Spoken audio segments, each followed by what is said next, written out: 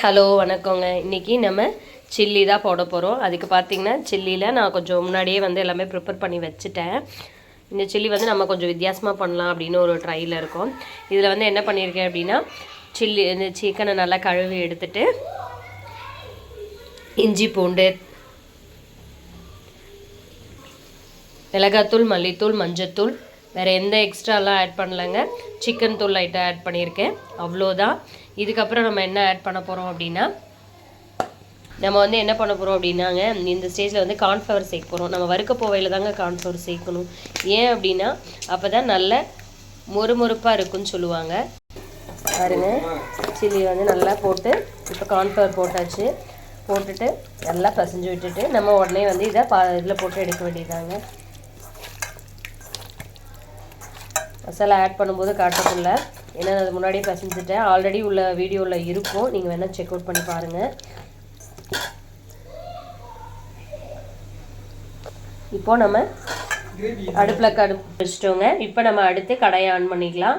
கடாயை ஆன் பண்ணியாச்சுங்க. அடுத்து ஆயில் சேர்த்துக்கலாம்.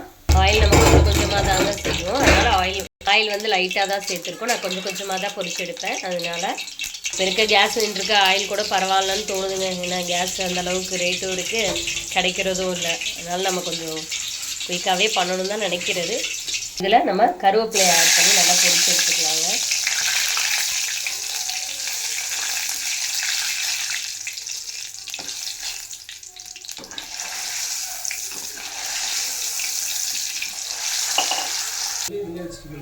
சரி, இப்போ நம்ம சில்லி போட போகிறோங்க. இது நல்லா வேகட்டுங்க. சில்லி போட்ட உடனே என்ன பண்ணக்கூடாது, உடனே அதை மிக்ஸ் பண்ணக்கூடாது. நம்ம ஒரு ஸ்டேஜுக்கு அப்புறம் தான் மிக்ஸ் பண்ணணும். இது பாருங்கள், திருப்பி விடணும். மறந்துட்டேங்க.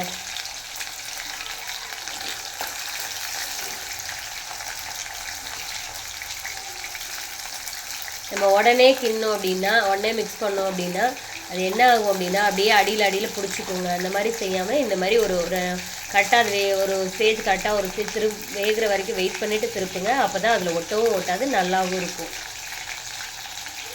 இல்லாட்டி ஒரு சைடு வெந்து வேகாமல் அப்படிலாம் பண்ணாமல் இந்த மாதிரி பண்ணும்போது நமக்கு நல்லா இருக்குங்க.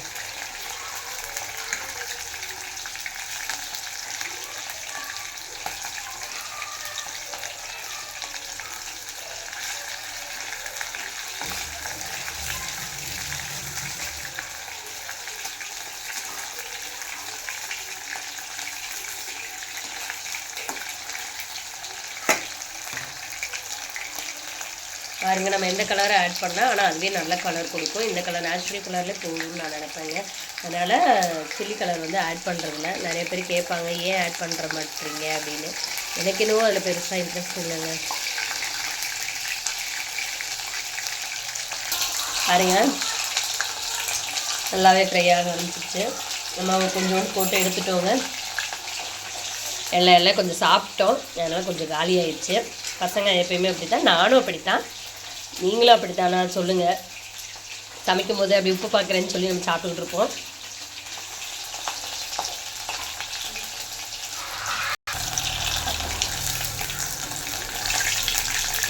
வந்துட்டு நம்ம இதை அப்படி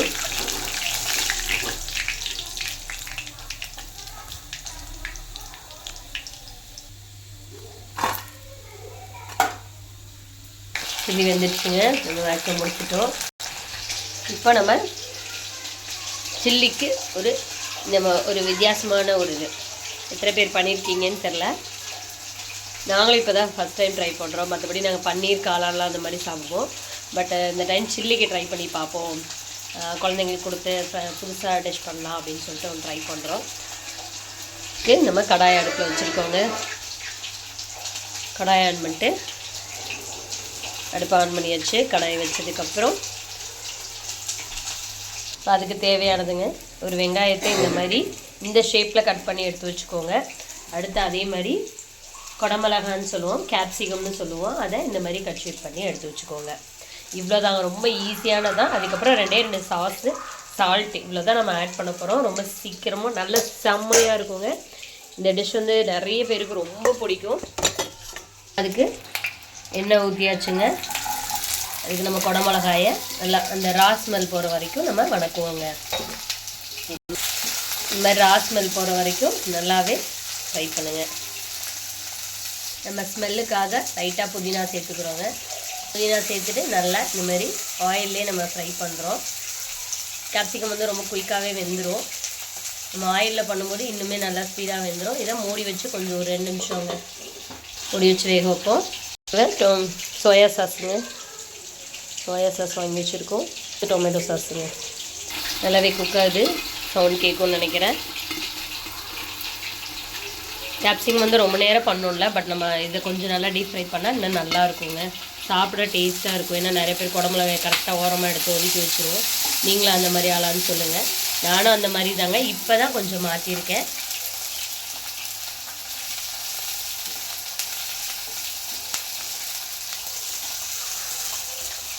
இந்த ஐடியா கொடுத்தது வந்து என் ஹஸ்பண்ட் தான். இந்த மாதிரி நம்ம சில்லியில் ட்ரை பண்ணி பார்க்கலாம் அப்படின்னு சொல்லி இந்த ஐடியா கொடுத்தது என் ஹஸ்பண்ட் தான். பாருங்கள் நல்லாவே ஃப்ரை ஆகிட்டு. இப்போ நம்ம இது கூட ஆனியனும் சேர்த்துடலாங்க. ஆனியன் வந்து ரொம்ப நேரம் ஃப்ரைலாம் ஆகணும்னு அவசியம், லைட்டாக. இனிமேல் கேப்சிகமே அப்படி தான், பட் நம்ம கொஞ்சம் பசங்கள்லாம் ஒதுக்கி வச்சுறாங்க, நானுமே ஒதுக்கி வச்சுறேன்னு சொல்லி தான் கொஞ்சம் டீப் ஃப்ரை பண்ணியிருக்காங்க. நம்ம இது கூட சால்ட்டை சேர்த்துருக்கோங்க. சால்ட்டு போட்டு நல்லா மிக்ஸ் பண்ணுவோம்.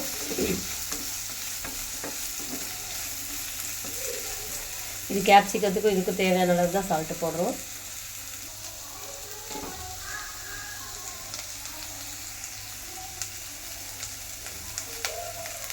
பாருங்கள் நல்லாவே ஓரளவு ஃப்ரை ஆகிடுச்சு. ரொம்ப வணங்கணும்னு இல்லை, பட் இது மாதிரி வந்து நமக்கு வெங்காயம் கொஞ்சம் நம்ம சில்லியில் போட்டு சாப்பிடுவோம்னு நினைக்கிற அளவுக்கு அது மாதிரி இந்த டேஸ்ட்டும் அப்படி இருக்குங்க.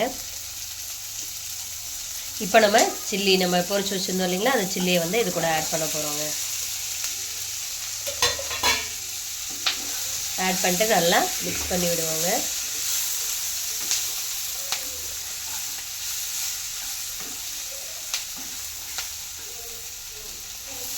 பாருங்கள் நம்ம சேர்த்ததுக்கப்புறமே பயங்கர கலர்ஃபுல்லாக ரெட்டு, ஒயிட்டு, க்ரீனு அப்படின்னு. இப்போ நம்ம இது கூட சாஸ்லாம் ஆட் பண்ண போகிறோங்க. சோயா சாஸ் தான் ஃபஸ்ட்டு ஆட் பண்ணுறோம்.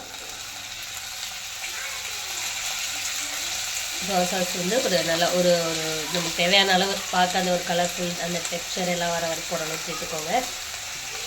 அதே மாதிரி டொமேட்டோ சாஸுங்க.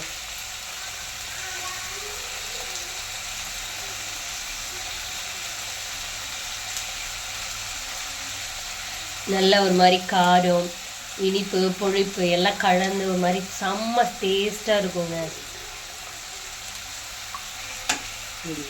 சில்லி மட்டும்தான் நான் செய்வேன், பட் ஆனால் இந்த மாதிரி இதெல்லாம் யோசிச்சு செய்கிறது என் ஹஸ்பண்ட் தாங்க. அவருக்கு பயங்கர குக்கிங்கில் இன்ட்ரெஸ்ட்டு. குக்கிங்க்கு தேவை ரொம்ப பொறுமை, அது என்கிட்ட கிடையவே கிடையாது. பட் என் ஹஸ்பண்ட்டை நிறையவே இருக்குது. நல்லா வந்து நல்லா பண்ணுவாங்க, நல்லா டேஸ்ட்டாக பண்ணுவாங்க, பட் கொஞ்சமாக பண்ணுவாங்க, அவ்வளோதான். எங்கள் ஃபேமிலி கொஞ்சம் பெருசு, அதனால கொஞ்சம் பத்தாது நாங்கள் யோசிப்போம். நான் கொஞ்சம் எல்லாமே நிறைய பண்ணணும்னு நினச்சி பண்ணிடுவேன். பட் அவங்க நல்லா நிதானமாக பொறுமையாக பண்ணுவாங்க. டேஸ்ட்டு நல்லா வரணும். நான் வந்து சமைக்கணுமேனு சமைப்பேன், அவங்க வந்து நல்லா சமைச்சு அது நல்லா நம்ம வந்து சூப்பராக இருக்குது அப்படின்னு சொல்கிற அளவுக்கு சமைக்கணும்னு நினைப்பார். எந்த குக்கிங்காக இருந்தாலும் கொஞ்சம் டைம் எடுத்து பண்ணுவாங்க. உங்கள் வீட்டில் உங்கள் ஹஸ்பண்ட் எப்படி சமைப்பாங்கன்னு சொல்லுங்கள், சமைப்பாங்களான்னு ஃபஸ்ட்டு சொல்லுங்கள். அவ்வளோதாங்க. இந்த மாதிரி நீங்களும் பண்ணியிருக்கீங்களா? உங்களுக்கு இந்த மாதிரி பண்ணால் பிடிக்குமா? கடைக்கு போனால் இதுதாங்க மேக்ஸிமம் பயங்கர ரேட் இருக்குங்க. பட் நம்ம வீட்டில் ரொம்ப சிம்பிளாக பண்ண வேண்டிய ஒரு டிஷ்ஷு, சூப்பராக இருக்கும். அவ்வளோதாங்க. இதை ஆஃப் பண்ணிவிட்டு மல்லித்தலை நம்ம டெக்ஸ்சருக்காக தூவிட்டு அப்படியே இதை வந்து பிளேட்டில் மாற்றிட்டு சர்வ் பண்ண வேண்டியதாங்க. நம்ம பார்க்கவே எப்படி இருக்குன்னு பாருங்கள். இப்படி